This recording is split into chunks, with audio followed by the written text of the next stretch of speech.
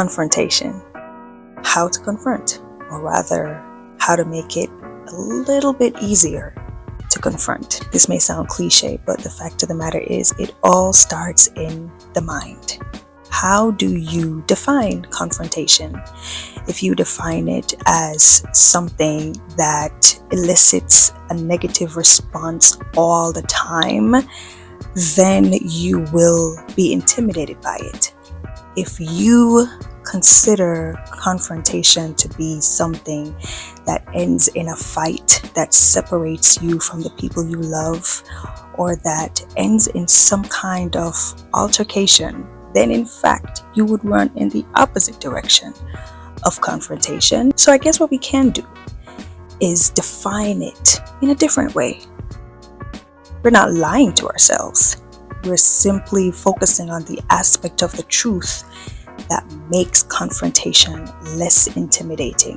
When we understand confrontation to simply be a conversation where we address what we disagree on so we can arrive at a level playing field, if we understand confrontation to be simply a way in which you and I can receive clarity about a particular thing. Now, when there is that clarity, it leads to possible reconciliation.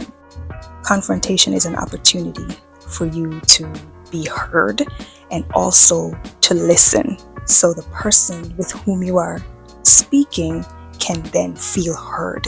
How can we then actually confront?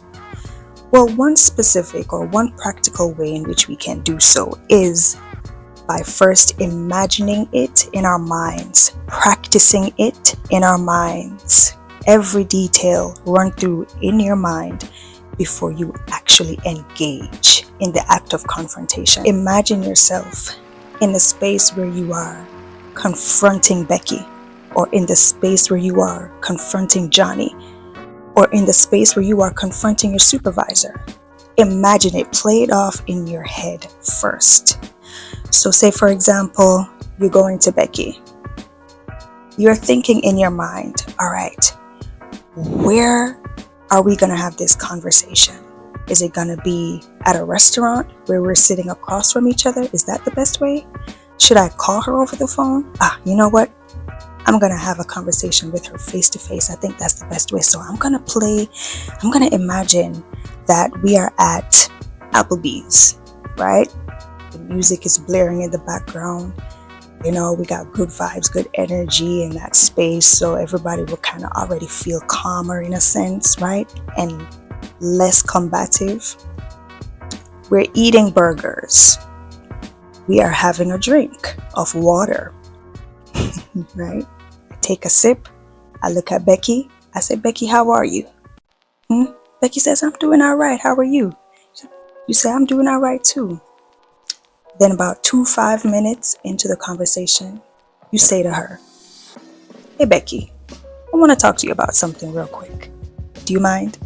She's like, I mean, we're right here. Why not? Sure. What you got on your mind, girl? Then you say, well, honestly, Becky, I'm thinking back to that time where you kind of embarrassed me in the crowd. I'm not going to lie. I know you meant to be funny, and I know it was funny to the people that you were telling the joke to, but I kind of felt like you were ragging on me a little bit, and I didn't like it too much. Whatever Becky's response is, you cannot control. But what you can do is make sure you do the thing of sitting across from Becky and having the conversation with her.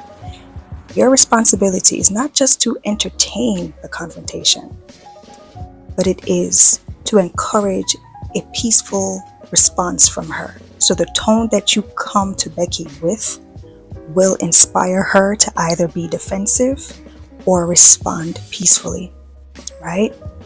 The language that you use, what are the kinds of words that you're using? Are you saying, girl, I hate you for doing that? As opposed to, I really didn't like that you did that. It made me feel uncomfortable, right? So language matters as well. All of this, by the way, helps to make it less intimidating and opens you up to the idea of doing the thing. Now, will it be easy? Not necessarily. Will it be easier? Yes. So try it. So think of the person that you've been wanting to confront for whatever reason. They've hurt your feelings, or maybe you have hurt their feelings. And you've been wanting to talk to the individual about something, about that incident, but you've been afraid to for whatever reason. I want to challenge you to first define confrontation as an opportunity for you and that individual to arrive at a level playing field, as an opportunity for you and that individual to become clear, arrive at clarity regarding each of your opinions, right? And also imagine what that confrontation could look like. What are you saying? What tone are you using? What kinds of words are you using? What is your body language? What does the environment look like? Are we at a restaurant, or are we talking over the phone? Are we doing a FaceTime video? Imagine it. Write down the words that you want to say, specific words that you definitely want to mention. Make sure the words that you're using encourage a peaceful and not defensive response from the individual. Okay? So take those steps and then come back here and tell me what you think. Tell me what happened. I want to know. I want to hear. Confrontation, it is your friend. It is not your enemy. I think we have been defining it poorly for such a long time. We've been defining it as something absolutely negative, when it is not necessarily that. To have a disagreement is not the end of the world. It is the beginning of clarity through proper communication. Love you guys.